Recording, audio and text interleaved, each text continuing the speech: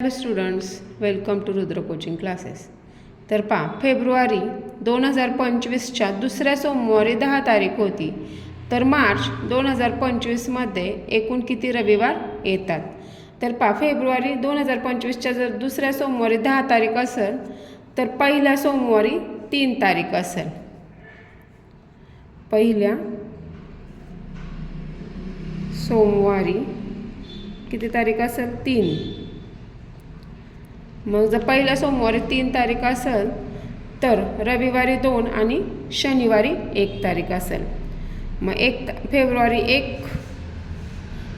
फेब्रुवारीला जर शनिवार असेल तर 1 मार्चला पण शनिवार असणार.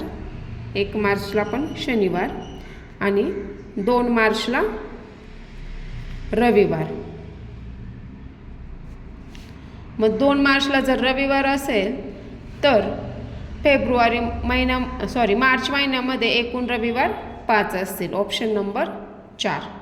व्हिडिओ आवडला असेल तर व्हिडिओला लाईक करा.